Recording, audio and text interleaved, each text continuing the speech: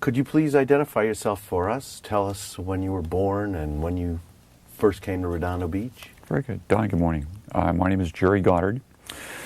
This is July of 2005. I am 61 and a half years old, so I'm officially an old guy. I was born in 1943. My parents first came to Redondo and Hermosa Beach actually very early in 1942. What happens, my folks were the typical young couple that got caught up in World War II, the World War II generation. My father had gone in the service in 1940 to just do his obligatory 1 year of military duty. And then when the war started in December of 41, my parents had gotten, funny story, my parents had gotten married November 1st of 1941 because my father had made sergeant in the Army, got a new paycheck, and then they arranged the wedding and he came home. He was up at Fort Ord here in California. And when the war started, of course, that changed all their plans. And my parents were living in a small apartment down here. My father ended up obviously being gone and then back, I guess, in time to do what a great many of the servicemen did, which was start a family. I was born in November of 1943. My mother went to the only hospital that her doctor operated out of, which was Queen of Angels in Los Angeles, and because there really weren't any hospitals here in the South Bay at the time. And then my mother and grandmother and I lived here first in an apartment. Then when my father came home from the war in 1946, they rented a house. And later in the progression of things, in the late 1940s, after World War II, you have the huge expansion of tract homes. And when one of the major tract homed areas went in South Redondo, starting in about 1949, what we now think of as the avenues. And this is particularly down along avenues A, B, C, D in that area. You kind of had the first wave of tract housing that went in, and my parents bought in those tract homes we lived on Avenue D. So if anybody's familiar with the area of Avenue D and Inez, Gertruda, Alberta, those homes, that's the area that I grew up in. And my memories there were, this was a thrilling thing for a young child. When we moved into our house in 1950, they had barely gotten the streets in. They were still putting in curbs, and there were no lawns on the houses, typical new tract. But our homes were in the last block of any development, and just at the end of the block was wilderness. So if you can think of the intersection of Prospect and Palos Verdes Boulevard, that wasn't there. Prospect stopped at Avenue D. Across the street on the east side of Prospect was a kind of a small horse ranch. Further up Prospect north was a pig farm. And in the whole area, as you go on down Prospect up towards St. Lawrence Church, that was all wilderness. It was open fields and trees, and there was nothing in that area until you got up to Pacific Coast Highway, which did pass through the South Bay. So when my parents moved to that house as a child, I literally had all of that open space with all the other kids to go play in, and it was really wonderful. But I'd like to go back to a little bit earlier, because some of my earliest memories in Redondo have to do with going to the beach. I think that's one of the highlights of living in Redondo and in Hermosa. My mother and father used to particularly go down to the beach in Hermosa. It was a great place. I can remember growing up on that beach there and throughout the rest of my life, certainly the beach and the ocean have always been kind of a significant part of that. I want you to know that during that period of time, both Hermosa and Redondo, in one sense, were very much like they are now, oriented towards the beach. The Strand was there. Certainly the area around the harbor and the pier in Redondo was very different at that time than it is today. Redondo did have an old downtown of buildings that actually went back to the very early part of the 20th century. My grandmother, my families were third-generation Los Angeles families. And my grandmother could remember as a young girl in the 1920s growing up, and it was a treat on a weekend to be able to pay 10 cents to take the red car from Los Angeles all the way down, and you could, depending upon where you wanted to go, you could take the red car running out of Los Angeles and either go to Venice Beach, down in the Santa Monica area, or you could take one of the spurs that brought the red car down to Redondo. And Redondo had a large walkway, it had a huge indoor plunge, it had a roller coaster, it had all kinds of amusements, and my grandmother could even remember the beautiful hotel that was up on the hill, which was located where today we have Veterans Park. There was a beautiful location there. And most of that was gone by the time I was a child growing up. But one of my earliest memories was that my grandmother took me over to the Long Beach Pike, which was a very similar, many of the beach towns had the same, the walkways, the carnival, the arcades, the roller coasters. Long Beach, when I was a small child, still had their huge indoor saltwater plunge, which would absolutely dwarf any swimming pool that we might have in the area. We say an Olympic-sized pool, which is huge. These indoor plunges, it was easy to have 1,500 to 2,000 people in the water in these plunges. They were just magnificent buildings that they brought in recirculated and warmed ocean water, and these plunges had shallow sections, huge shallow sections for children, and fountains out in the middle of them that you would paddle out to, and then you could get up on the fountain and the water all spilled out, and it was really kind of a very thrilling thing. But going to the beach, getting your summer tan, getting burned. I can remember that I grew up when the suntan lotion you put on was baby oil and iodine, and that was to help you tan. And of course, today I'm paying some of the price in, I'm afraid, dinosaur skin that happens for people that got too much sunlight. But my memories of growing up in Redondo are that each of the little cities along our coast, Redondo, Hermosa, Manhattan, El Segundo, were distinct because there was open area between the cities, and they hadn't grown out to the place where all the streets and roads and houses all met. You actually knew when you were driving from one small beach town to the next, and they were all pretty well centered west of Pacific Coast Highway was the main part of the city, and somewhat housing somewhat east of Pacific Coast Highway, but today we think of Prospect Avenue, and Prospect Avenue actually was kind of a two-lane rutted street, and then east of Prospect were just open fields and oil fields.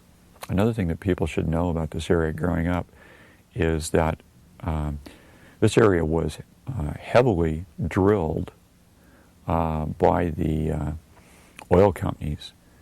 And I mean, I can remember locations today which where the oil wells have been removed, capped, are parts of parks, open area. In some instances, people have been able to build over locations. I like to remind people that in the south of Redondo, there's a very large complex called Brookside Village, which was originally built as apartments and is today condominiums. But Brookside Village was I guess for a better term, I'll call it a landfill. We used to call it a garbage dump. But there was a garbage dump at South Redondo, right across the street where you see Alta Vista Park. This beautiful, huge, big park, elementary school. And people are often amazed that we have a park that size. At the west end were oil rigs, and then right where Alta Vista School would be, and all the way up the hill to where Temple Menorah is, were all Japanese flower gardens. And they were beautiful. My mother and grandmother loved the different seasons of the year because the Japanese family that owned them and cultivated them just had beautiful acres of flowers that would bloom in that area. Another favorite location, Don, you may already know this, because you've been involved in helping develop Dominguez Park. And we see a big park out there, the dog park. Many people don't know that that entire Dominguez Park area was the main city dump. That you pulled in where the parking lot is today and backed your car, truck, or trailer around and backed it up and threw your garbage off, and or you threw your refrigerator off or anything else that you wanted to dump in there. It was unrestricted dumping. So I'll jump ahead 50 years and tell you that during the 12 years that I was city attorney, I lived in fear that the ground would open up and somebody would realize that the last time it did, about 25 years ago, things were still burning down underneath in that park. And that's why the park is so wobbly, is because it keeps settling. And fortunately, the EPA has never come out and told us that we have to clean it up. But I hate to say it, it's probably an environmental disaster waiting to happen. But I can remember we eventually closed that city dump in the late 50s and then moved on to collectively with the cities in South Bay using, I'm going to say, a proper landfill for city trash. But go ahead. You went through your education here in Redondo Beach. Did. I'm sure at that time that schools were very different than they are today, and eventually you ended up teaching. Could you give us some history of the schools Sure. and what you went through? Growing up in Redondo, I went through elementary, junior high, and high school here.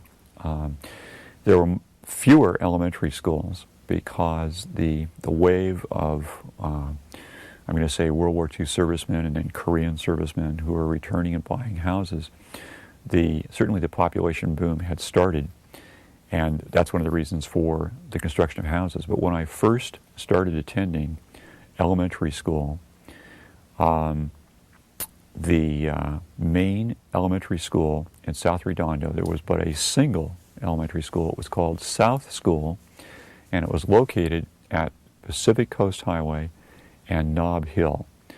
Today that's the site that we call Patterson School, and the buildings at Patterson School, which are themselves quite old, I would say they are 45 years old, were new construction.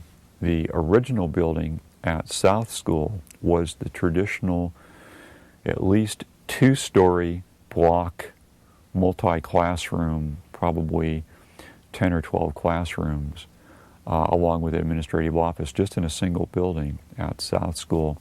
That whole parking lot area, which is facing right into Pacific Coast Highway, was just one big dirt lot. It wouldn't be for several years before elementary schools actually had grass for the kids to play on. It was a couple of baseball diamonds, and I laughingly say today, under, I guess, our risk management, our sense of appropriate risk management, none of the playground equipment that I grew up on would probably be allowed at a school. We had those huge swings with like 14-foot chains so that you could swing back and forth and perhaps get 15, 17 feet off the ground at the end. And I do recall in elementary school one daring young man who elevated his swing to the top of the arc and then bailed out, landed and broke his ankle. I had to go to the school nurse. That was a thrilling event for all the school kids. But I went to elementary school at South until a brand new school, Toledo School, which is at on Prospect Avenue in far South Redondo, was constructed. And then I attended Toledo up to the 6th grade. And at the time that I grew up in Redondo, it wasn't middle school, it was junior high school. And junior high school was 7th and 8th grades. And the main junior high school in South Redondo was at that time Hillcrest, which is today Paris School. It has been since renamed. So I attended 7th and 8th grade at Hillcrest, and then went on to Redondo. I'll tell you something about junior high school. First, I have many great memories about elementary school and walking to school, which was it was really exciting when you were old enough that your parents no longer walked with you, or you no longer. I'm an only child, so I didn't have any older brothers or sisters, but oftentimes you had to make certain you walked with an older brother or sister. And then I can remember when I was free to walk by myself or with my friends. And then in the days that I went to junior high school here, there was actually bus transportation in the city. So by the mid-50s, the housing boom had pretty well built houses out all the way in South Redondo along Prospect and the avenues all the way to PCH, so that that entire area had developed, and there were children who would pin up in the mornings to ride the bus to Hillcrest. I'm very fortunate as a Redondo Beach and Southern California boy. I did not have to tread through the snow to to go to either junior high school or high school, and so those were back in the days when there was bus service to the schools. But I remember in junior high, a really thrilling thing was that in the boys in 7th grade and 8th grade always took a shop class, and it was wood shop, and you learned some woodworking skills. And then when you got to the 8th grade, they would form boys into a team, usually 4 or 5 boys in a team, and you could do a project.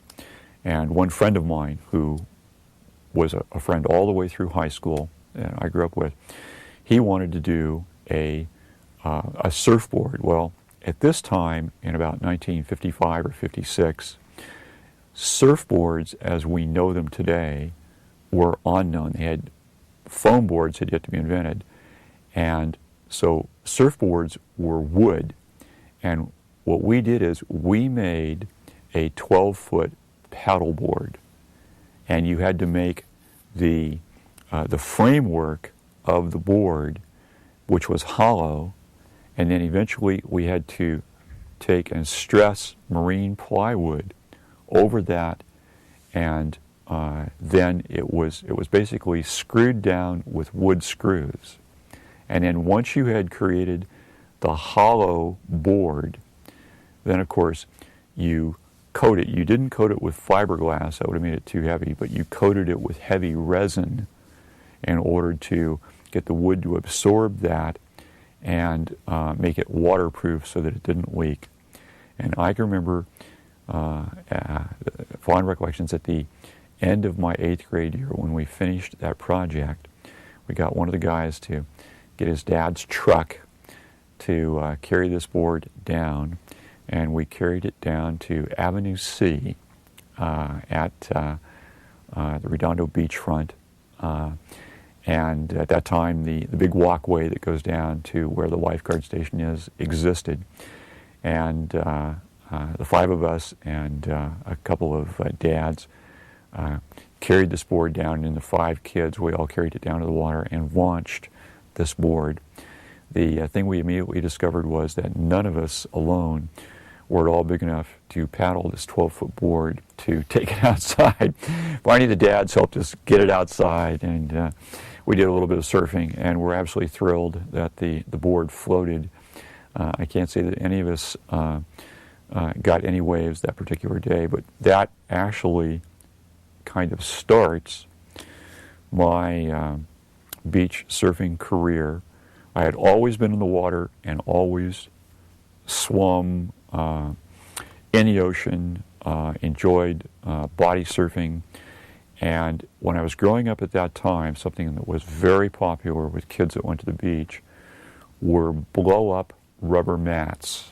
They were about 4 feet long, and you carried down on the beach, you huffed and puffed, you blew them up as hard as you could, and then you spent the day basically body surfing on these rubber mats, and that was wonderful. And I did that up into the 9th grade, and when I was in the 9th grade at Redondo, I had a friend in Manhattan Beach that had one of the first balsa wood surfboards that had been created in the 1950s. And I can remember going down to Manhattan Beach, and that was in the days when you had to be a true Ironman, because remember the paddleboard probably weighed 80 or 90 pounds. The balsa wood surfboard weighed in at a whopping 42 pounds. I can remember weighing it on this guy's, his mother's scale. And so when you're a 9th grader trying to lug a 42-pound board all by yourself, so you used to help to have a friend. And I learned to surf on a balsa wood. It was about a 10-6 balsa wood board. And then it would be shortly thereafter in the late 50s that foam boards started to become available. And the first, I guess what today would be called foam longboards came in, and I regularly surfed up probably into junior college. And it was on different Redondo beaches and up and down the Southern California coast. But I remember growing up here in Redondo, I remember watching thrilling things like shopping areas today where the Crowne Plaza Hotel, Gold's Gym, sits. That's what used to be called the Triangle in Redondo. And when the Redondo Harbor was coming into existence in the 1950s, that triangle piece of property was actually a blighted area. Now, what we have to do is we have to go back to the late 40s and the early 1950s, and people have to know that the area which we think of as the harbor area, and if you can think of Harbor Drive and the area on the west side of Harbor Drive, where today we have parking and restaurants, and then when you're in the harbor you have boat slips, none of that was there. The harbor as we know it in its configuration today was much smaller and further south from the items that we see. And what's important here is I want you all to think about the border of South Hermosa, where it borders up on Redondo, where Redondo comes in at Harbor Drive. You notice on the Hermosa side that west of Harbor Drive, or Hermosa Avenue in Hermosa, there are houses. Well, that's the way it used to be in Redondo. There were houses and a block of houses that went out. The beach grew smaller, but you still had homes down for probably another quarter of a mile. And in that area is where some of the original harbor quay, which we think of as the big rocks that build the harbor to protect that, go out. And you have to understand that the big breakwater that we know of today didn't exist. And in the late 40s, and I think this is 1949, there was a huge storm that came in, and it caused so much destruction and flooding that the houses along the west side of Harbor Drive were all flooded and destroyed out. And they were eventually knocked down and that area cleared. But so there were homes and other buildings, but I started to tell the tale I can remember as a child when a few years later the city finally got business to redevelop the Triangle area, which we think of today as the Crowne Plaza location. That became a 1950s shopping center. As I recall, I think it was a Safeway's supermarket. There was a Penny's, JCPenney's drugstore in there. There was a Bank of America. Down where Gold's Gym sits was the big new Bank of America building, because my family all, and I still am today, a customer of Bank of America. And so that was a renewal project in the old Redondo downtown area. But as you continued on down Harbor Drive, where today we have all of the parking structure that matches up with the Horseshoe Pier, that of course wasn't there. The street went through and then went on up the hill to hit Torrance Boulevard, so that there was a large boulevard street where you had not parallel parking, but angle parking on each side. So if you see pictures of the Redondo of the 1940s, all along that street and then going up the hill was a downtown business area of buildings usually from 2 stories to 5 or 6 stories tall. There were hotels and shops and drugstores, and it was hanging on my wall. I know a person you're going to interview who has a great memory of Redondo is Pat Ost, our former fire chief, and Pat and I went to high school together, and Pat has a wonderful, it's the postcard collection of old Redondo postcards. And one time when I was looking through Pat's collection, I hit upon a great postcard of the original Redondo City Hall, which was on Carnelia. Today I want you to think of Carnelia, Diamond, Emerald. Those streets all went all the way down to Harbor Drive, right at the front of Redondo where the pier is. So that if you were on Carnelia right here behind City Hall and you were going west, you crossed Catalina Avenue and Carnelia went down. Well, right on Carnelia, just west of Catalina, was the old Redondo City Hall. And it was a City Hall complex. It was one building that had the police station, and it had the library, and it had City Hall, and it sat there on the hill and had a great view from the top story that you could look down. But if you went down those streets, for example, right where we think of Basin 3 today was a beautiful 1930s style theater. It was called the Fox Redondo. And it was thrilling to go to the Fox Redondo because it was so upscale, so luscious inside. When you walked in, there was a huge lobby that was carpeted, and on each side were counters to sell candy and sodas and popcorn. It had these beautiful restrooms off to the sides, and then it had stairs, great big huge circular staircases going up on each side to the balcony.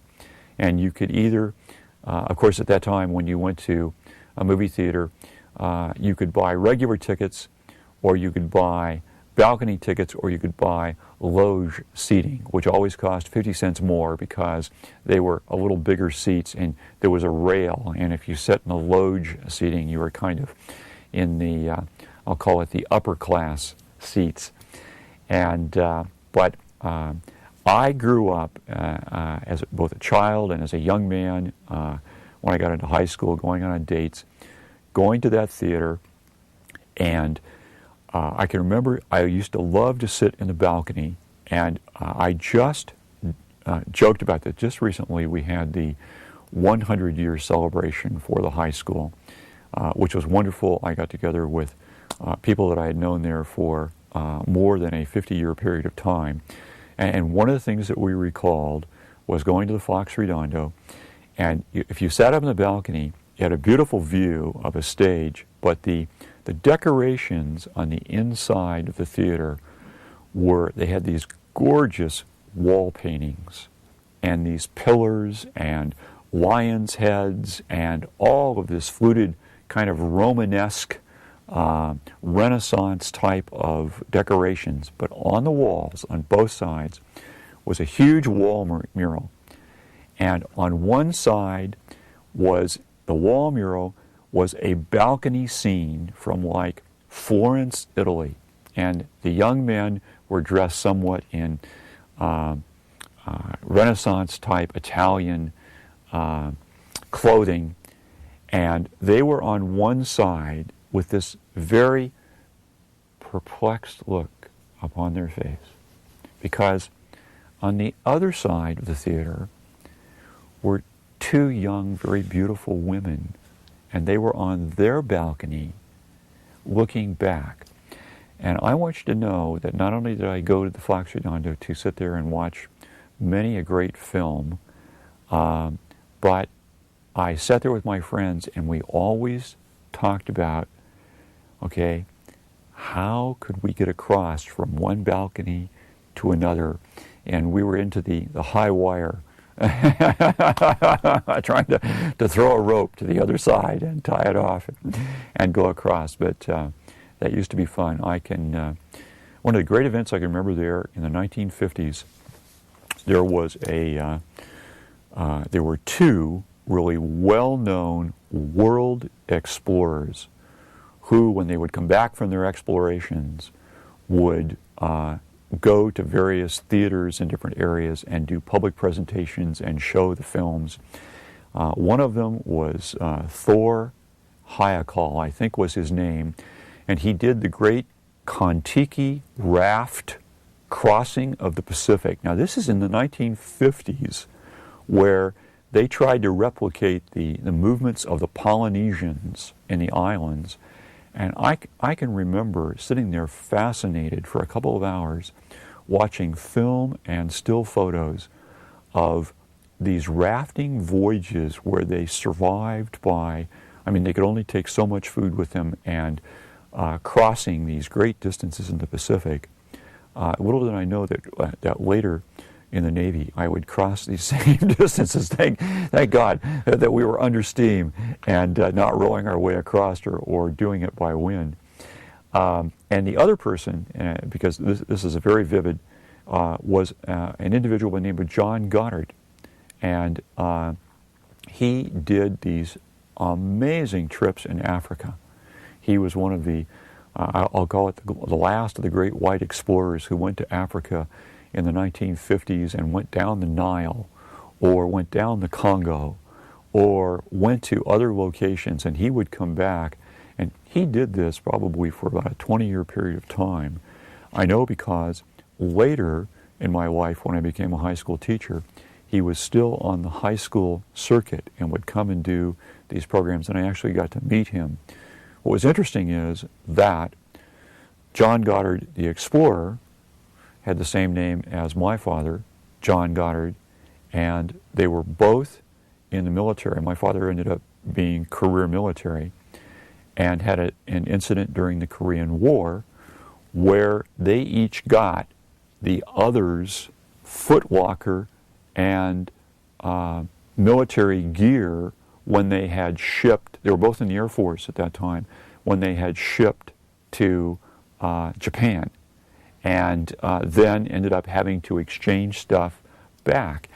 And my father had recalled that later when John Goddard became kind of the famous explorer in the 1950s. So I remember growing up, another a feature of that is I know that you interviewed Amador, and that one of the jobs that Amador had was working at the theaters. The reason that I know Amador is because in the late 1940s, my mom was a manager at the Fox Hermosa. Each little town had their Fox Theater, and today, if anybody cares to go look, the Fox Hermosa has been converted into offices, but if you go down to Hermosa, right on Hermosa Avenue and just north of Pier Avenue, on the west side, there's a two-story building there that was once a very nice theater, and I can remember going as a child because growing up, my grandmother would take me down when my mom worked in the evenings, and we would get to see all of the first-run movies. Amador worked there as well. He worked at the different theaters in the area, so I met him when I was like about 5 or 6 years old growing up, and then later knew him when he worked at the Fox Redondo. Of course, he worked for the city for, I think, 39 years here. So, like many people, he had 2 jobs and worked there in the evening. And that was another thing about growing up in these small beach cities. I mean, when Redondo had a population of 3,000 and you grew up here, you literally knew almost everyone or knew someone in their family. When I went to the hardware store, it was so-and-so's dad. When I went to the car dealership, I mean, the mechanic was a cousin to somebody. When I went to the local hamburger place, it was somebody's brother or sister who was working behind the counter. Everybody had jobs locally, and there are advantages and disadvantages to growing up in a small town like that. You know everybody, and but the other problem was that clearly, this was my recollection, when I got in trouble as a young man in high school, I got caught right away because my counselor at church was a sergeant on the police department, and so you couldn't go far and not be known by the people in the city. Anyway, when you were, I think they're going to. Let's take a little break. Okay. So tell us more about what it was like during your high school days. Don, I like to think of myself as a man blessed. I started at Redondo in 1957 and graduated in 1961. And that period of time is, I believe, actually kind of a golden age in American society and life here in the South Bay and Redondo Beach. And I'll tell you why I say I'm a man blessed, because I have great memories of high school and of this community. And I have to tell you the man blessed story, and then I'll go back and please remind me to tell you why I feel so strongly about the gift this community has given me.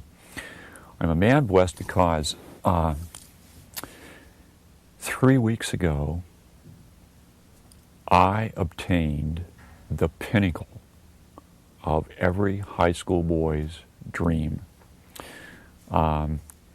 In June, we held the 100-year birthday party for Redondo Union High School, and I was involved in some of the reunion planning with many of my classmates from 1961, and part of that was to put on a car show for the birthday celebration.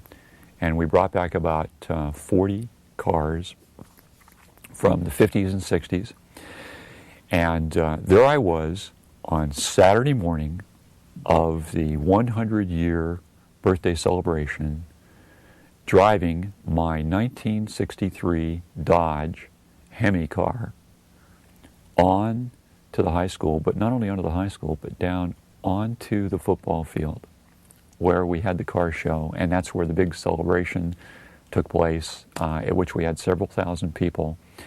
And I made myself a promise that what I had done with this car, I rebuilt this car particularly because it is very close to the car that I drove in high school and later in junior college.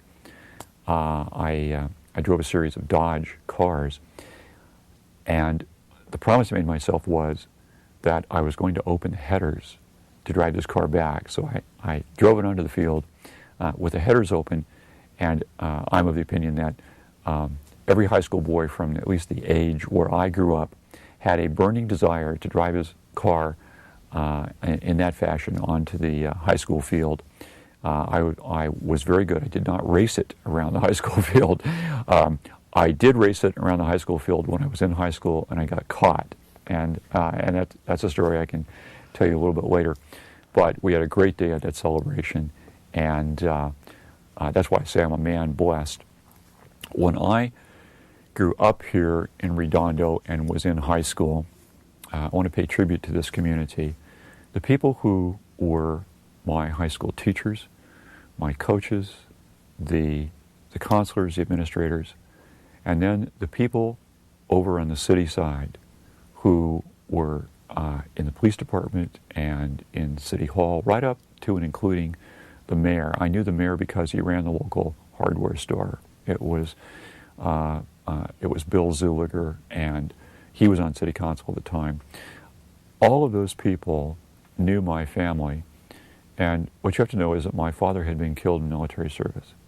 So at that point, my mom was she was a widow, and she was having to raise a young man coming up without having the stability of a father.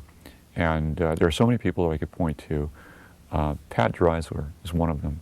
Pat worked for the city and was a recreation leader and ran a location called the high school canteen, which was nothing more than a decorated basement in an old high school building, which unfortunately has since been torn down. But it was a place where kids could go after school, and then every Friday and Saturday night and many other weeknights there were events planned. Recently getting together with my friends for the 100-year celebration, we had brought lots of pictures, and we had a lot of pictures from the canteen. We would do Hawaiian night, and people would dress up in Hawaiian shirts and with leis and flowers, and we'd do Western night, and people would come with cowboy hats and boots and dance. And I can remember one of the thrilling things when I was in high school was the first time they actually let us have a live band at the canteen. And that was probably about 1959, 1960. And you can imagine, I'm sure the band wasn't great, but we thought it was wonderful. But a live band inside this basement probably drove all of the adults outside, but the kids, as they do today, thought it was great. I can jump ahead from that. About 2 or 3 years later, after I graduated from Redondo, I went to El Camino, local junior college in the area. And one of my claims to fame was that in the spring of 1962, I was involved in student government at El Camino, and we were doing an outside dance like a spring fest. And I hired a local band out of Manhattan Beach. And to my knowledge, that was the first time that the Beach Boys played a college dance. And and growing up here in the South Bay, I often say that there were so many things that I've been fortunate in my life to cross. When I was in high school earlier, I talked to you about surfing. Well, I can remember in 1959 1958, 1959, going down to surf shops, usually in Hermosa or Manhattan, and watching people shaping the first foam boards.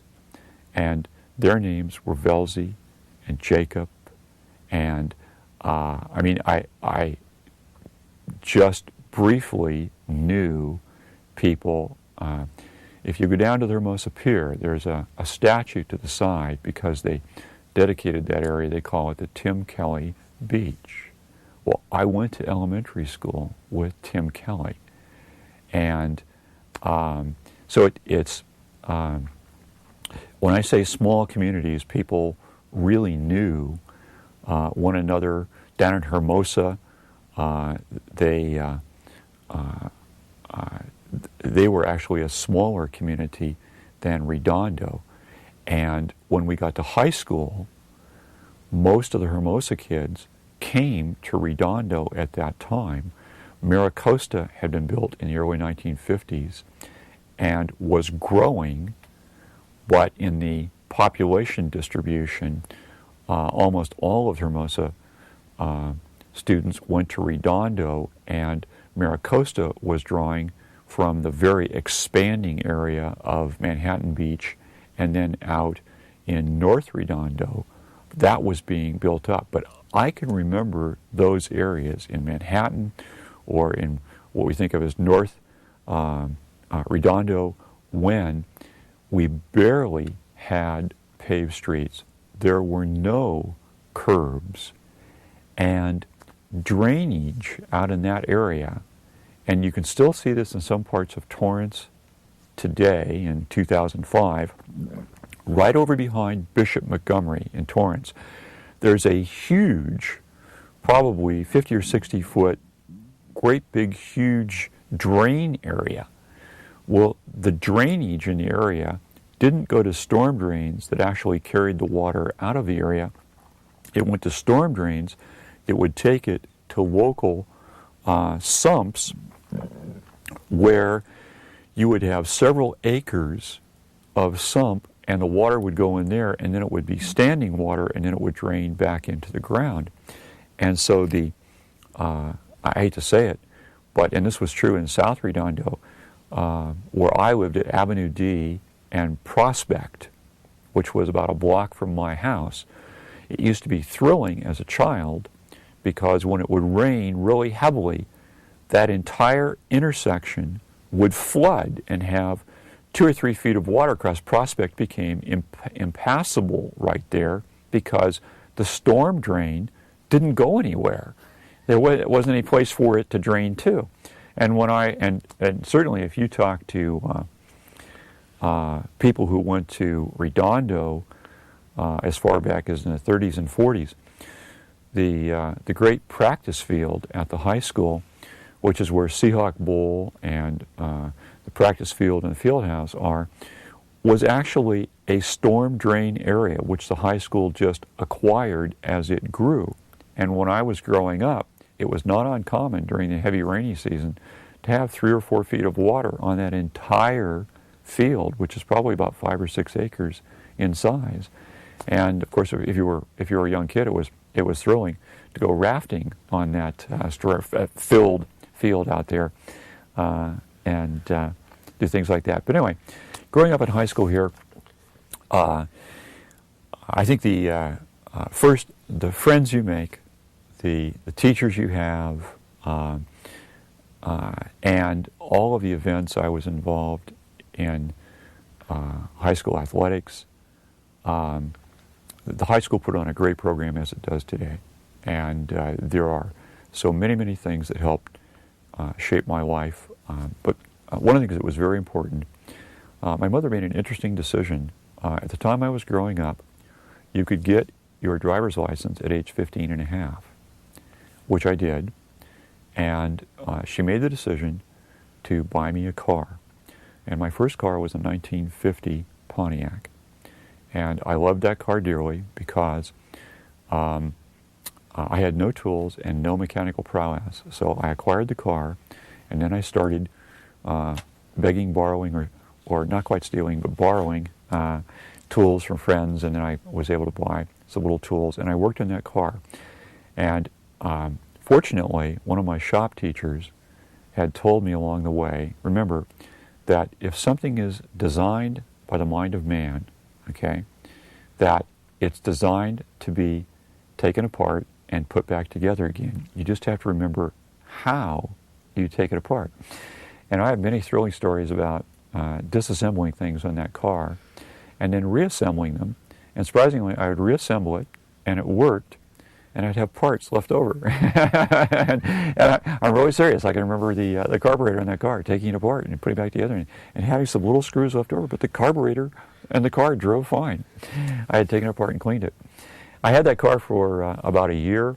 It was a big old two-door sedan that was in pretty good mechanical shape, and I can remember I got that car at the end of my sophomore year. My mother did not allow me to start dating until my junior year, and then I had an 11 o'clock curfew. I had to be home, and I could only go out as long as she knew who the girls was, and as long as I had a telephone number, which I had given to her for the girls' house. And so the parents had exchanged numbers, and they had to know where we were going. And quite seriously, my first dates were very limited, only to school events or to church events. I grew up, I lived on Avenue D, and I went to church at St. Andrew's Presbyterian, which is still at Avenue D and Pacific Coast Highway. And they did a wonderful job of having lots of youth-oriented activities. If you can believe this, the devil that I am, I sang in the youth church choir. And those were in the days when, I guess, when I was 16, 17, 18 years old, I had a tenor's voice and could sometimes sing alto. And I do not think that I could replicate that today. But grew up in an age where cars were wonderful and they were very important. And I say that my mother made an interesting decision because I can now realize what a terrible indecision it would be for parents to decide whether or not to buy a car for a young person. But by buying the car, it created a lifelong interest in the mechanics of cars. And I made an interesting decision in high school, both because of parental family influence, I think because of the fact that I was in high school athletics, and the fact that I had a car. Kids growing up when I was in school, we were fortunate. People drank. They drank illegally. They stole alcohol from at home. And if you wanted to really be high on your peer group pecking order list, just see to it that you had a job either as a box boy at the local grocery store, or that you worked behind the counter in a liquor store, or that somebody's older brother did, because then you could, sneak in and buy stuff illegally, and particularly beer for parties. But my choice came down to I got my first job my sophomore summer in high school. I became a really upper class statement would be that you were an apprentice carpenter. Actually, I was one level down. I was a gopher for an old, this guy was a Midwestern carpenter. I think he was from Kansas or Nebraska. And his name was Elmer. I will never forget him. The reason why is because I helped him do room additions. I was his gopher. I carried tools and I carried lumber. And he was 70 years old. That man was just as spry as can be. I can remember when we were doing a second story on a house here in South Redondo, which is still there, that I would carry all the lumber and hand it up to him. And that man would frame windows. He could pick up a 2x4, look at it, it was a hand saw. We didn't have power equipment in those days. Put a hand saw down, saw that 2x4, take the piece that he had sawed, and stick it up between double joists, and it fit, and he'd nail it in. And I mean, I was impressed by the ability to do that. So when I was a young man, I basically learned my woodworking and construction skills early on. I was very fortunate that one of the things that had been handed down in my family from my grandfather had been a construction carpenter here in Los Angeles in the 1920s and 30s, and had kept all of his tools when he worked during the Depression as a carpenter. So I had inherited most of those tools and still have many of them today, but they were all hand tools. And I used those in carpentry, and as I've told you, I managed to gain tools to work on cars. But I used the money that I earned from a job sparingly. First of all, most of it went home and got turned over to my mom, who actually turned it over to my grandmother, who shepherded the family finances. But what money I had, and my mother always saw to it that I had money in my pocket if I was between paychecks or I wasn't working because it was school. I had a choice. I could spend that money on food, I could spend it on gas for the car, or I could spend it on alcohol, partying on weekends. And the answer is that I went without food and I went without alcohol because it went for gas for the car, and or car parts. And I literally can remember my junior and senior year growing up in high school, going to after-game parties or stuff that my friends would throw, that people would say, hey, let's all chip in and buy a six-pack. And I would say, hey, let's all chip in and buy a gallon of gas. And, so I can drive. And that was in the days when gas was 19 cents a gallon. So if you had a spare buck, I could buy 5 gallons of gas. And what happened is I became, quite frankly, the designated driver. And I have many great memories, literally great memories. And I just got together with these people at the 100-year reunion, and they are now old grandparents, and they've successfully made the matriculation to the other end of life. And one of them, for example, is a church counselor in the Mormon church and heads up the ward in Santa Monica. And I consider that to be a fairly substantial position. And I've regularly told him that all of the photos and the skeletons will remain in the closet as long as, because we had many good times, and it's true for my other friends. A number of us went into law enforcement, and later, when we were in law enforcement, many times that I took pity on a poor young man who had not followed the rules but got caught, and I was lucky because sometimes I didn't follow the rules, but fortunately I actually never got caught in any serious grievance. But the period of time I grew up in can best be described. I am directly from the generation that you saw in the movie American Graffiti. If you saw that sock hop, if you saw those wonderful scenes of kids cruising the street, the boulevard, and all the cars going back and forth, and the guys waving to the girls, and ultimately the music and all of the heartthrobs, and then finally the great drag race at the end of the film. I was there. All I had to do was just look over for the tall, skinny kid over on the side. In Redondo Beach, if you were out driving your car in South Redondo, you would come down Pacific Coast Highway, and probably the first good car cruise stop was, think of the intersection of Pacific Coast Highway and Nob Hill, and this would have been 1959, okay?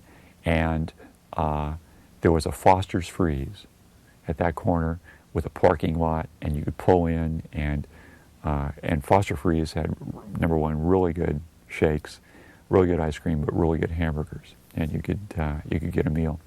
And then if you drove on down 2 or 3 blocks to Avenue C, there was a place called Taco Tio, which was another hamburger stand with a little parking lot.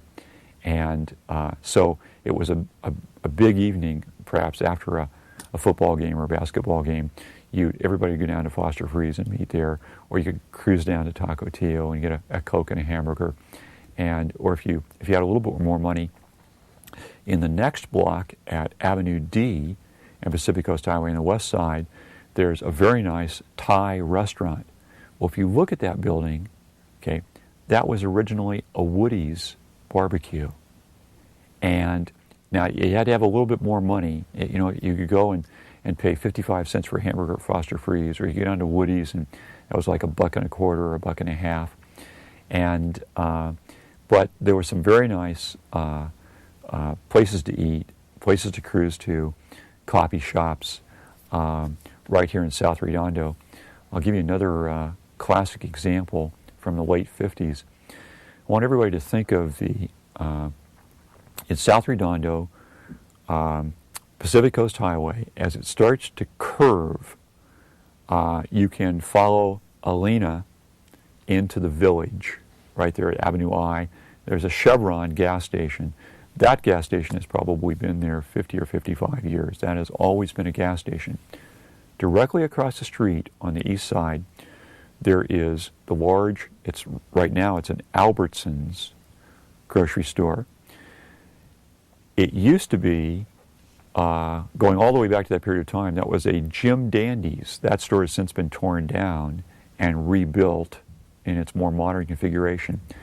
But right at what would be the west corner of that parking lot, right on the highway, was the first Clancy's Burgers.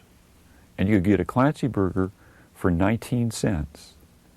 And that Clancy Burgers, the fast food burger, was in competition with McDonald's.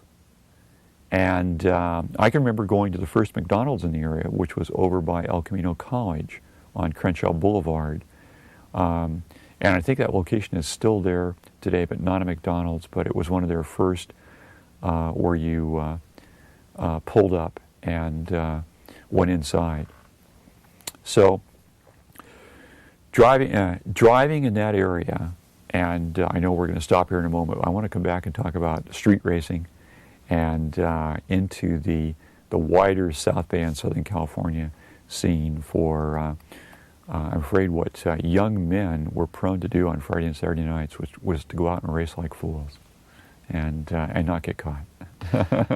And you did once, but we'll hang on. Okay, that's right. I'll come back and tell you the serial and see if we can't come back. Getting caught racing on the high school track. Okay. Thank you very much for good. your time and memories. It's fun.